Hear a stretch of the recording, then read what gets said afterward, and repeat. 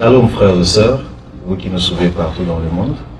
Je suis Merveille Tamoudure, je suis un des serviteurs ici à Highcourt Church. Et puis, je suis aussi un des présentateurs de l'émission que nous passons sur Internet dans notre chaîne YouTube. Soyez une fois de plus le bienvenu. J'ai le plaisir aujourd'hui de recevoir une sœur qui a beaucoup de grâce, une sœur qui est bourrée de talent, une sœur qui est en train de circuler un peu partout dans le monde pour parler de qui elle est, de ce qu'elle fait. Aujourd'hui, ici, nous avons donc le plaisir de la recevoir. Et sans plus tarder, je vais rapidement m'adresser à elle. Bonjour, ma sœur Linda. Bonjour, frère Martin. Comment vous allez? Bien par la grâce de Dieu. Ah, d'accord. Ok, pour nous, c'est vraiment un grand joie de vous recevoir dans notre église. Nous sommes très heureux de vous recevoir. Parlez-nous un peu de vous. Comment vous êtes atterri ici en Amérique? Qu'est-ce que vous êtes venu faire? Qu'est-ce que vous faites un peu en bref dans la vie? Voilà, Linda Kabombo, c'est mon nom. En fait, je fais plusieurs choses. J'ai plusieurs casquettes, en fait. C'est comme ça qu'on me définit plus. La femme a plusieurs casquettes. Donc, je suis écrivaine. J'ai 2 livres sur le marché qui sont en vente sur Amazon.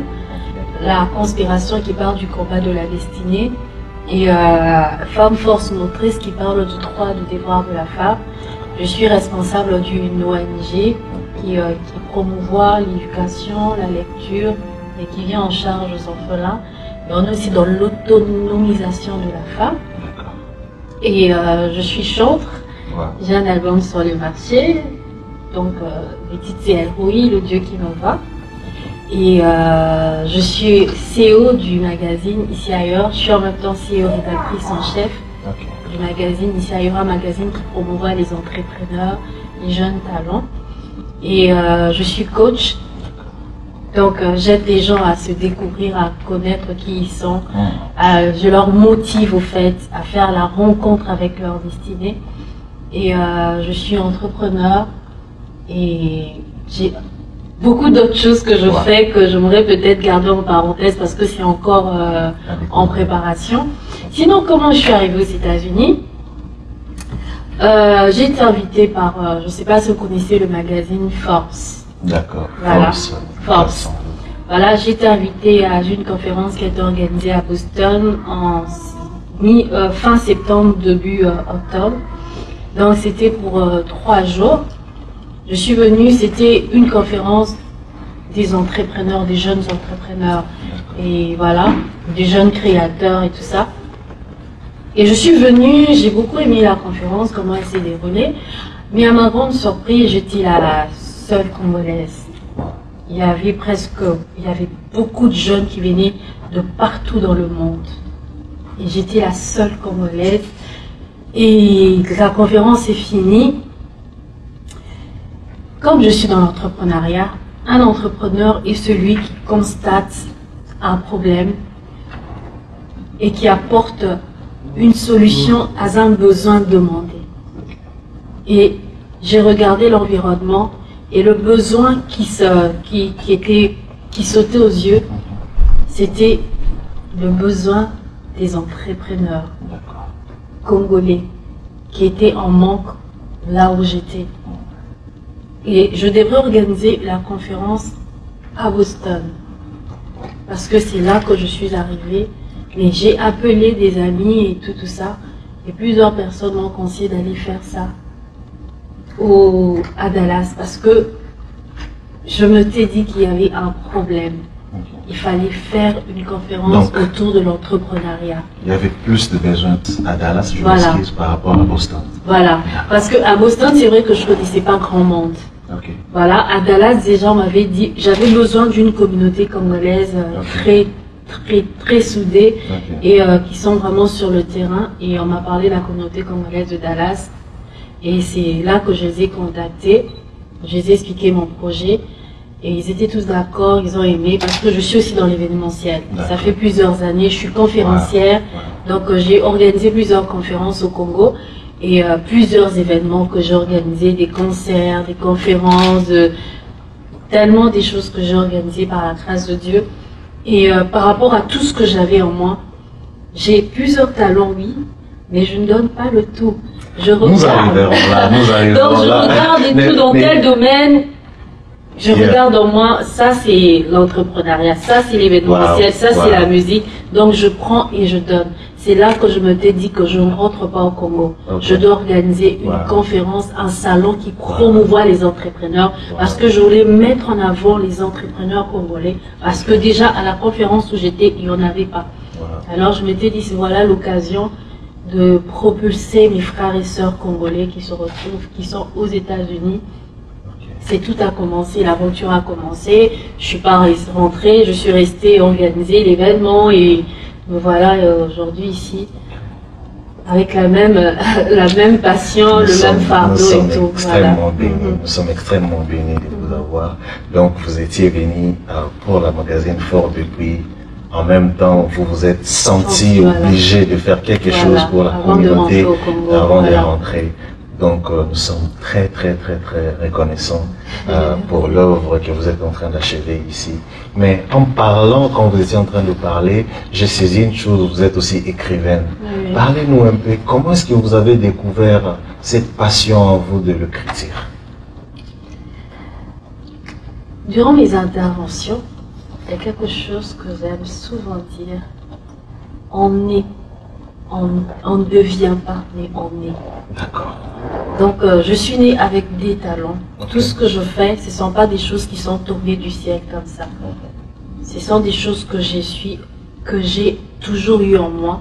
Mais au fur et à mesure que j'avançais dans cette conquête, dans la recherche, dans la découverte de moi, j'ai découvert que dans Linda, il y avait l'écriture.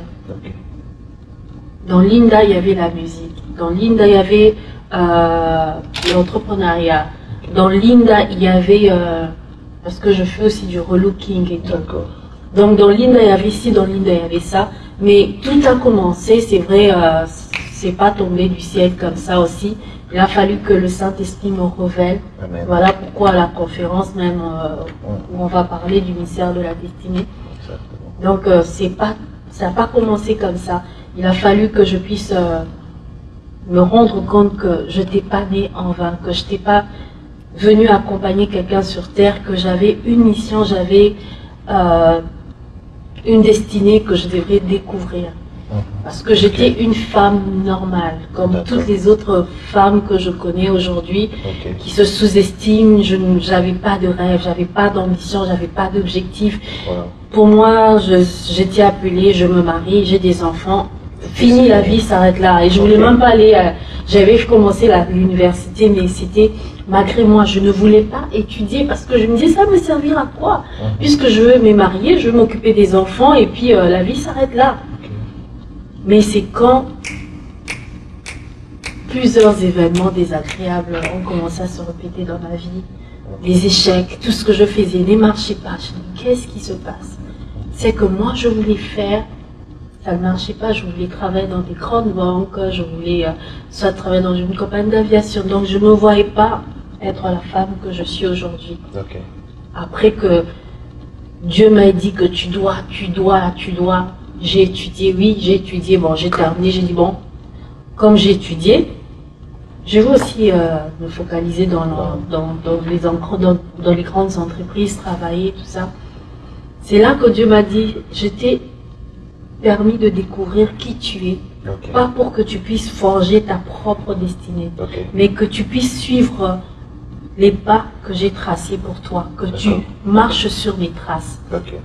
Comme je disais, j'étais une femme qui ne me connaissait pas, qui me sous-estimait, mais le jour où Dieu m'a parlé de moi, il m'a parlé comme jamais quelqu'un l'a fait. Le Saint-Esprit, la parole et la vie. La parole, elle crée. Dieu a créé l'univers au travers de la parole. Lorsque vous déclarez, vous dites des choses sur quelqu'un, tu es capable de tracer ta vie, de décrire ta vie, de forger ta vie au travers de la parole. Il a fallu que quelqu'un parle sur moi. Et c'est le Saint-Esprit ce jour-là qui a commencé à parler de moi. Au-dedans de vous. Voilà, il me disait, Linda, tu es ceci, Linda, tu es cela, Linda, tu vas faire ça, Linda, tu iras, ouvre la Bible, lis. Et c'était un moment merveilleux que j'ai passé avec le Saint-Esprit. Donc il a commencé à me parler, me parler, me parler. Au fur et à mesure, il me parlait, j'avais l'impression que j'étais en train de vivre. Ok. Je vivais. Il me disait, Linda, tu as une grande destinée. Moi. Linda, je t'aime. Dieu, tu m'aimes, moi. Ok. Qu'est-ce que j'ai? Qu'est-ce que je suis pour que tu puisses aimer quelqu'un comme moi? Une fille timide, renfermée, qui ne parle pas, qui est tout le temps tiraillée par ses amis, elle est tout le temps renfermée. Qu'est-ce que tu veux faire avec quelqu'un d'aussi faible que moi? C'est quand il a commencé à parler de moi et il m'a demandé de me retirer en prière. Non, avant que je me retire en prière, au fait, quand il a commencé à parler de moi, et il m'a dit une chose. Linda, tu dois faire des études. Tu dois étudier. J'ai dit, je dois étudier. Qu'est-ce que je vais en faire? Il a dit, à cause de ce que je préparais pour toi, tu dois faire des études. Mais je ne savais pas qu'il devait faire de moi aujourd'hui ce que je suis. Je pensais que je devrais juste étudier et puis je m'oriente dans une entreprise. J'ai dit, ok, d'accord, je vais le faire. Et je suis allée à la fac, j'ai terminé la fac, j'ai commencé à chercher une entreprise. J'ai trimé pendant 9 mois, pourtant j'avais travaillé dur, j'ai fini en première session. Je me disais, le mois qui suit, j'aurai un bon boulot, 2500 $ et la vie commence. Vous aviez déjà dessiné pratiquement ce qui vous attendait, quoi. Voilà. C'est là que 6 mois est passé, les pressions de la famille, de la société. Tu vois, tu as travaillé dur, tu as fini en première session, ça t'a servi à rien. Nous, on a fini en septembre, mais on a du boulot avant toi. Mais toi, tu as fini depuis juillet, tu n'as pas de boulot. Tu vois, à quoi ça t'a servi de courir et tout? Il fallait prendre ton temps. Nous, toi, quand tu étudiais, nous, on travaillait, on étudiait. On t'a dit, viens étudier. Là, ce sont les amis qui... Combine la fac et le boulot. Mais Dieu m'avait dit, reste focus, étudie. D'accord.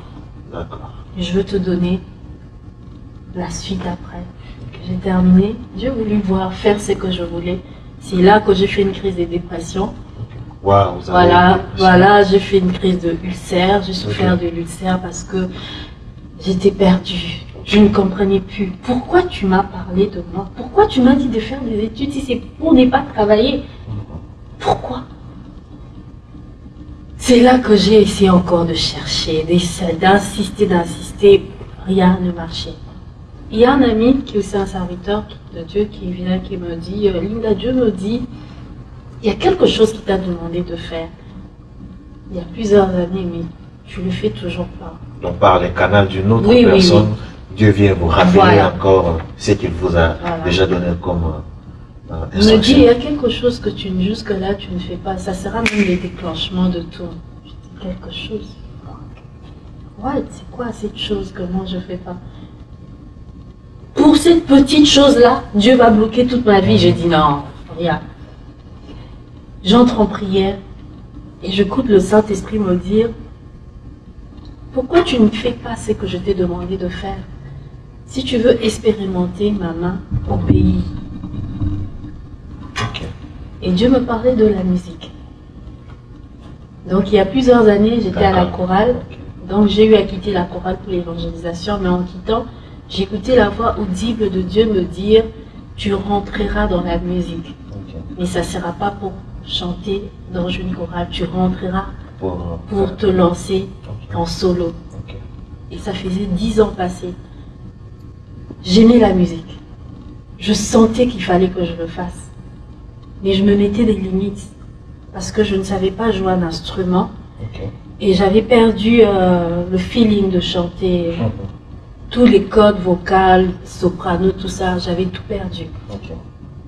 Et je me disais que non, je veux le faire, Seigneur, mais laisse-moi le temps d'aller à l'INA, apprendre un instrument. Là, vous aviez déjà fait d'autres études et puis... J'ai fini, voilà. Donc, avant même que je fasse des études, je me disais ça, je disais à Dieu, je veux le faire. Je veux le faire, mais je cherchais tout le temps un instrument, quelqu'un qui peut m'apprendre, mais je n'avais pas le temps. J'ai terminé l'université, c'était le boulot, j'avais pas le temps. C'est là que Dieu m'a dit, il utilise les choses faibles pour éclater sa gloire. D'accord. Il n'a pas besoin que tu sois parfait. Il a juste besoin que tu sois obéissant, que tu répondes à son appel, que tu dis oui, me voici. Et le reste, c'est lui qui fera. Et il m'a dit, dis, accepte. Et le reste, c'est pas toi. Maintenant, à partir de là, parce que nous courons derrière les temps, faites-nous maintenant une petite condensée en général de la musique, de coaching et de entrepreneuriat et puis de vos autres, parce que vous avez aussi les ONG. Comment est-ce que ça a vraiment commencé en quelques minutes? Voilà. Donc ça c'est l'histoire de ma vie. D'accord. Donc c'est quand je suis entrée en prière. D'accord. Il m'a demandé de me retirer en prière. C'est quand il a commencé à me parler de l'obéissance. Vaut mieux que les sacrifices. Que Dieu veut, il aime éclater sa gloire sur des choses vides, sur des choses faibles. Pour que tu te tapes pas la poitrine, c'est parce que je suis expert en musique, je suis maestro, parce que je sais jouer tel instrument. Voilà pourquoi Dieu m'a utilisé. Voilà. Et c'est quand j'ai accepté, c'est ce jour-là en prière, que j'ai dit à Dieu, mais pourquoi tu m'avais pas dit? Donc tout ce travail... C'est ça, tu n'avais qu'à me dire que tu n'as pas besoin d'apprendre à jouer, je ne sais quoi, accepte seulement. C'est ce qui bloque beaucoup de gens aujourd'hui. Dieu t'a dit, mais qu'est-ce que tu fais? Tu croises les bras, tu penses que Dieu va descendre. Non, Dieu a besoin d'une seule chose, que tu obéisses. Dis oui, me voici. Dieu a parlé à Moïse, que tu iras, tu feras. Mais Moïse a regardé, il a dit, mais qu'est-ce que j'ai rien. Je bégaye même. Il a parlé de Dieu, de ses faiblesses. Mais Dieu lui a dit, tu as un bâton entre tes mains. Et il a jeté le bâton et il a vu ce que Dieu était capable de faire au travers d'un bâton. Donc c'est là qu'en prière que Dieu a commencé à me parler de l'écriture, de l'ONG. Donc tout ce que je fais aujourd'hui, ce n'est pas nouveau pour moi, c'est nouveau pour les autres. Mais ce sont des choses que Dieu a eu à me dire en intimité. C'était en 2014, si je ne me trompe. Donc c'était en 2014, 2012, voilà. Donc 2014, et j'étais dans une chambre, et c'est là qu'il a commencé à me parler. Linda, il n'y a pas que les études.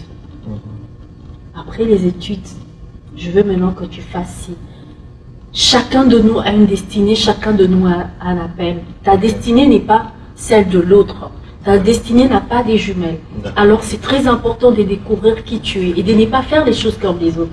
Je voulais faire les choses comme les autres. Après la fac, je pars trouver du boulot, j'ai fait des CV, j'ai l'honneur. Et Dieu m'a dit non, tu as fini les études, oui, mais c'est pas pour que tu travailles pour quelqu'un. Tu vas faire des formations, oui, mais je veux que tu puisses maintenant te lancer dans ce que moi j'ai prévu pour toi. Et c'est quand j'ai accepté la musique. Pendant la prière, il y a des chansons qui me venaient. Pour une première fois, mon ami, le serviteur de Dieu, qui m'avait dit, quand ça te vient, écris, prends le téléphone, chante. Parce que l'inspiration est sacrée. Il y a des gens qui partent chercher du fétiche pour avoir l'inspiration pour chanter. Toi, tu as l'esprit de Dieu, tu ne fais pas d'effort. L'inspiration vient, chante, prends le téléphone, écris, parce que tu peux perdre. Quand Dieu voit qu'il a mis quelque chose en toi que tu n'exploites pas, il peut aller donner ça à quelqu'un de disponible. Et c'est là que j'avais peur, j'ai commencé à chanter. Pendant que je chantais, les livres ont commencé à me venir. Je suis le genre de personne, j'aime pas écrire. À l'école, j'étais... Vous n'aimiez pas écrire? J'aimais pas écrire et tout avec la main comme ça me faisait mal et tout ça. Mais je sais qu'en grandissant, à l'école, mes professeurs me disaient, parce que dans mes cahiers, j'écrivais tout le temps, j'aimais faire les dessins. En tout cas, moi, les dessins, c'était ça. Et c'est là que j'ai compris que j'avais déjà cet art en moi. J'aimais tout ce qui est dessin, la peinture, tout ça. Vraiment, j'étais attirée par ça. Donc, c'est quand il a commencé à me parler du livre, La Conspiration. Donc, en 2 semaines, j'ai écrivé 6 livres en même temps. Entre parenthèses, La Conspiration, un chef-d'œuvre, disons ça comme ça, que vous avez réalisé. J'ai eu le temps d'aller voir le vidéo là-dessus et j'ai aussi hâte d'avoir les livres là chez moi à la maison. Donc vous pouvez continuer. Voilà, donc c'est là que j'ai eu les livres. C'est là qu'il a commencé à me parler de projet de l'ONG. D'accord. Il a commencé à me parler de la ligne de vêtements. Il a commencé à me parler. Ah, vous avez aussi une ligne de vêtements? Oui, oui, oui. Wow. Okay. Donc, c'était en 2 semaines qu'il me parlait de tellement des choses que j'ai notées, je notais. J'étais devenue j'étais tellement remplie de l'esprit de Dieu, cette période-là, je me rappelle, parce que je chantais. C'est quand je chantais, des choses venaient. Et là, c'est là que j'ai compris que l'onction de Dieu se déverse en moi au travers de la musique. Okay. Et c'est là que tout est parti. Et quand j'étais tellement remplie, je sors, j'écris, j'étais devenue vraiment dépassée. C'est quand le Saint-Esprit m'a dit, arrête tout. Okay. Prends ce livre et concentre-toi sur ce livre. Tous les autres livres, garde. Okay. Écris la conspiration. Toutes les chansons, garde. Prends cette chanson. Donc il m'avait donné ROI. Okay. Il m'a donné la conspiration. Et j'ai commencé à travailler sur ça. Et je me suis promis pour la première fois. Donc les gens m'ont connue en tant qu'écrivaine. Donc okay. J'ai sorti le livre. Et après le livre, c'était la chanson ROI que j'avais lancée. D'accord. Et c'est après ROI que Dieu m'a dit, je t'appelle à travailler pour les autres. Okay. Mais pour que tu travailles pour les autres, tu dois travailler dans une ONG. Parce que l'ONG va te briser. Okay. Va te donner, va créer en toi la compassion, l'amour des autres. Tu ne vas pas travailler d'abord pour de l'argent, mais tu vas travailler avec objectif de transformer, de sauver la vie des autres. C'est là que j'ai commencé à travailler bénévolement dans une ONG. J'ai fait au moins 1 année de formation. Ça m'a permis. Vous avez d'abord commencé comme bénévole. Bénévole, voilà. Et ça m'a permis de travailler, de faire des formations à l'Union européenne, au Centre Carter, tout ça. Et en 1 année, j'ai fait un voyage, je rentre et le Saint-Esprit me dit, arrête avec cette ONG. Okay. Maintenant, tu vas commencer le tien parce que tu as eu la formation qu'il fallait. Okay. C'est là que j'ai lancé mon ONG. Et je dis, si je suis la femme que je suis aujourd'hui, c'est grâce à cette ONG. J'ai organisé des événements gratuits, je gagnais rien. Et j'avais cette passion de transformer, de sauver des gens. On partait au secours des orphelins, okay. on partait dans des écoles pour distribuer des livres, tout ça. Et aujourd'hui, je sers Dieu, pas pour de l'argent. Parce que vous avez découvert... J'ai d'abord cette passion de transformer, de sauver les gens, d'aider les gens, d'aller au secours des autres. L'argent n'est que les résultats de mon travail. Wow. Ok. Voilà. Donc, chers frères et sœurs, vous qui nous suivez, vous êtes en train de découvrir ensemble avec moi la sœur Linda. Une chose qu'elle a dit ici, j'ai vraiment aimé, il faut suivre ce que le Seigneur est en train de vous dire. Il ne faut rien, surtout rien faire avec votre propre volonté. Si le Seigneur vous dit d'arrêter une chose, il faut d'abord l'arrêter et puis écouter l'Éternel, les directions et les directives qu'il va vous donner. Sœur Linda, je reviens à vous pour poser une autre question. Par rapport à tout ce que vous êtes en train de faire, parce que nous sommes presque à la fin, nous courons derrière le temps, par rapport à tout ce que vous êtes en train de faire, il y a aussi certains enfants de Dieu qui ont de multiples idées, qui ont de multiples inspirations. Pensez-vous que c'est facile, c'est faisable qu'un enfant de Dieu, en même temps que vous êtes évangéliste, vous êtes entreprenante, en même temps vous êtes écrivain, est-ce possible d'avoir tout ça là en même temps et de bien les gérer et avoir du temps pour le Seigneur? Oui. Dieu, le Christ, quand il est monté, il a dit aux disciples, allez, faites les nations les disciples. Il a dit allez. Donc on est appelé à influencer, à dominer, à posséder tous les secteurs de la société. Les secteurs économiques, financiers, entrepreneurial, en tant que chrétiens. Ces âmes, nous allons les gagner où? Nous allons dépeupler l'enfer et faire de tous les disciples du Christ. Et ces personnes, on les aura où? Si ce n'est pas dans ces secteurs, si ce n'est pas dans tous ces domaines de la société, c'est possible. L'onction que Dieu t'a donnée peut être appropriée pour les affaires. Peut être appropriée pour un secteur séculier quelconque. Beaucoup de jeunes aujourd'hui pensent, parce qu'ils parlent de Dieu, ils prophétisent, ils doivent absolument faire un ministère. Non, la grâce que Dieu a mis en toi, c'est peut-être pour créer des grandes sociétés, créer de l'emploi. Parce qu'aujourd'hui, beaucoup des entreprises au Congo, aujourd'hui, il y a ces problèmes d'occultisme. Tu pars demander de l'emploi. Pas seulement au Congo, c'est un majeur problème en Afrique. Voilà, on te demande des choses impossibles et tout, de signer des pactes et tout, juste pour avoir un boulot. Imaginez maintenant que cette grande banque, c'est pour un chrétien. Quel impact. Imaginez-vous. Donc, c'est possible. L'onction n'exclut pas le travail. David était musicien, il était chanteur, ça l'a pas empêché d'être roi. Et quand vous regardez dans la Bible, vous vous rendez compte, même dans le Nouveau Testament, l'apôtre Paul, il était apôtre, il était architecte. Il construisait des tentes. Aujourd'hui, les personnes qui construisent qui sont dans la construction, on les appelle des architectes. C'était un architecte et il vivait de son métier. Je pouvais même voir Paul quand il pouvait aller dans des maisons des gens pour venir au secours des gens. Il lui arrivait de sortir l'argent de sa poche pour venir en aide aux pauvres, aux veuves. L'argent qu'il prenait de son travail. De son travail. Et j'ai beaucoup aimé quand Paul il parle, il dit que j'ai pas besoin de votre argent. Je suis venu apporter l'évangile. Et c'est très important d'être chrétien et d'influencer, d'être un modèle, un exemple dans tout ce que tu fais. C'est possible. Merci beaucoup. Voilà, c'est possible. Merci beaucoup pour cette réponse. Et j'ai une question, c'est maintenant la question du moment, disons ça comme ça.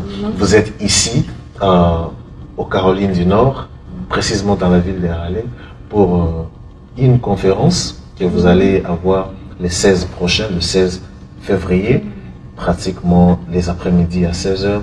Parlez-nous un peu. Vous êtes en train de parler, plutôt de lancer le message, de lancer le thème comme le mystère qui est caché. Moi je dirais même derrière plusieurs choses. Le mystère qui est caché derrière la destinée, parce que derrière la destinée, il y a plusieurs choses. Pourquoi avez-vous choisi le thème, le mystère caché derrière la destinée, juste en quelques mots, parce que nous sommes déjà... Là, j'ai choisi les thèmes parce que c'est déjà un sous-point de mon livre, La Conspiration. Donc La Conspiration, c'est un livre qui parle de beaucoup de choses, du combat même de la destinée. C'est vrai que tu n'es pas né par hasard. Tu es un choix spécifique, créé par Dieu pour une mission. Mais quand tu découvres aussi qui tu es, tu te lances dans ta destinée, tu vas faire face à plusieurs combats. Le découragement, la tentation. Et le diable viendra sur toutes ses formes pour te décourager, pour te briser, pour te loigner de ça. Parce que c'est très important de ne pas vivre pour vivre, mais de vivre pour un but. Et derrière ce but-là est caché une grande mission. Un mystère qui est vraiment, que nous allons développer. C'est quoi ce mystère qui est caché derrière la destinée? Et vous pouvez ouvrir la Bible et voir ces personnes que Dieu a utilisées, qui avaient une grande mission. Vous vous rendrez compte que derrière la grande mission qu'ils avaient, il y avait un mystère caché. Moïse a été vendu, a été plutôt mis dans la mer. Il a été récupéré par la fille du pharaon. Et il a été allaité par sa propre mère. Pourtant, cette dame lui a donné cette femme en tant que nourrice. Et cet enfant est devenu le fils de la fille du pharaon. Et quand vous regardez l'histoire de David, oui, derrière David, devant David, on voit ce grand roi qui a impacté Israël. Mais on oublie que derrière David, il y a un grand mystère. Ce même David a été rejeté par sa famille. Il se retrouve berger dans une forêt au milieu des lions, au milieu des ours. Mais Dieu l'avait préparé. C'était une préparation. Oui, on a vu un grand Goliath tomber devant le petit David. Mais on ne s'est jamais posé la question, comment cela se fait-il? C'était tout un mystère que Dieu avait préparé. D'accord. Le même David se retrouve dans la maison du roi, en train de jouer de la musique. Qui demain, ce palais-là était devenu sans palais. D'accord. Mais c'était le Des petit mystères. berger, voilà. Donc, tant que vous ne découvrez pas le mystère caché derrière votre destinée, tant que vous ne découvrez pas votre destinée, c'est rien d'être faible, c'est une victime. Vous allez subir de la société, vous allez subir. Mais quand vous devenez un acteur, vous découvrez qui vous êtes. Même quand les combats viennent, les combats ne sont plus de combats. C'est devenu des écoles qui te forment, qui te préparent. Pour le victoire à venir. Voilà. Voilà. Donc c'est très important. Voilà. Ok, en dernier lieu, j'aimerais, comme vous êtes ici avec nous, vous donner l'opportunité de lancer un message aux jeunes serviteurs de Dieu, aux jeunes qui cherchent à savoir à quoi ils sont appelés. Lancer un message d'encouragement à ceux-là aussi qui veulent commencer quelque chose, qui ont une idée derrière la tête, mais qui ne savent pas par où commencer. Peut-être qu'ils manquent de courage ou quelque chose comme ça. Vous aussi, hier, comme vous avez expliqué, vous n'aviez pas envie de vous lancer dans plusieurs domaines que vous êtes aujourd'hui. Alors, voici l'occasion que vous pourrez lancer le message aux jeunes qui vous suivent, afin qu'ils puissent savoir qu'il y a une personne qui a commencé avant moi, qui a eu aussi des petites faiblesses dans sa vie, mais qui a su et a pu surmonter ça, et aujourd'hui elle est quelqu'un, disons ça comme ça. Je vous en prie. Ok. Moi, j'aimerais juste vous inviter, où que vous soyez, ne manquez surtout pas cet événement. Vous ne vivez pas en vain. Il est important et il est très urgent de découvrir qui vous êtes. Parce que vous êtes un plan stratégique créé par Dieu pour une mission. Vous êtes la réponse de Dieu aux questions de plusieurs personnes. Vous êtes la solution à leurs problèmes. Mais tant que vous restez assis, tant que vous ne faites pas la rencontre avec celui que Dieu a mis en vous, vous passez à côté et des milliers de gens sont perdus. Il y a des milliers de gens qui meurent parce que vous seulement, vous n'êtes pas levé, parce que vous seulement, vous n'avez pas découvert qui vous étiez. Certainement, vous êtes peut-être appelé à être un grand médecin, à soigner des milliers de malades. Parlons du docteur Denis Mukwege. Vous le connaissez tous. Il a été nommé, on l'a remis le prix Nobel de la paix. Ce monsieur sauve des milliers de vies. Il n'est pas pasteur, il n'est pas un prophète, il n'a pas une église, il n'a pas un ministère. Mais ce monsieur sauve la vie des femmes. Non seulement physiquement, moralement, mentalement. C'est un chrétien. Il a découvert son appel. Mais il est dans la médecine, mais en même temps, il sauve des vies. Donc, il est très important. Reculons 30 ans, 40 ans avant. Imaginons que ce monsieur ne se soit pas lancé dans la médecine. Qu'il ait dévié sa mission, qu'il soit parti faire le droit, ou il s'est lancé dans le commerce. Imaginez-vous toutes ces femmes dans le présent qui seront mortes et perdues parce que le docteur Denis n'avait pas découvert sa mission, il est parti ailleurs. Mais Dieu merci, il a découvert très tôt, par la grâce de Dieu, par l'aide de ses parents qui étaient des pasteurs, à découvrir, à l'orienter dans son appel. Et aujourd'hui, on a tous les résultats. Donc, vous êtes peut-être le futur docteur Denis, vous êtes peut-être le futur Martin Luther King, vous êtes peut-être le futur Obama, mais tant que vous ne découvrez pas qui vous êtes, vous allez vivre le contraire, vous allez vivre à contre-vent. Le vent souffle à gauche parce que c'est là que Dieu vous attend pour vous propulser. Mais vous êtes à droite. Donc venez le samedi, nous allons développer sur plusieurs points, sur plusieurs sujets. Je suis moi-même un témoignage, je vous jure que les combats ne s'arrêtent pas là. La vie est un éternel combat. Surtout quand tu sais qui tu es, le diable ne va pas te lâcher. Mais parce que tu sais qui tu es, parce que tu es à l'endroit où Dieu t'attend, Dieu t'a équipé. Peu importe les combats qui viendront, Dieu saura comment te défendre, comment combattre pour toi, parce que tu es au lieu où il t'attend. Je pense à David, après la mort de Saoul, il pouvait aller se proclamer roi, mais il demande à Dieu, Dieu lui dit, va à Hébron, parce que c'est à Hébron qu'on était venu faire de lui roi. Il était au lieu où Dieu l'attendait. Reculons ou avançons, le jour où David n'était pas là où Dieu l'attendait, regardez ce qui s'est passé. David devrait être au front avec les autres militaires en train de combattre. Mais David avait choisi d'être chez lui. Il n'était pas au lieu où il fallait. Parce qu'il n'était pas au lieu où il fallait, il a fait la rencontre de Bathsheba. Et vous savez tout ce qui s'est passé juste après. Donc c'est très important d'être là où Dieu vous attend, de faire exactement ce que Dieu veut que vous fassiez. Parce que c'est là que tout va se passer. Le déclenchement, l'explosion et l'élévation même, si on peut le dire. Merci beaucoup, frères et sœurs. C'était là pour vous la sœur Linda Kabongo qui nous est venue directement de la République démocratique du Congo. Elle a un très bon message qu'elle va passer ce samedi 16 à 16h ici à Raleigh. Pour de plus en plus d'informations, vous avez des informations qui vont couler là devant votre écran. Merci beaucoup. Nous nous retrouvons pour le prochain numéro. Que Dieu vous bénisse. Bye bye.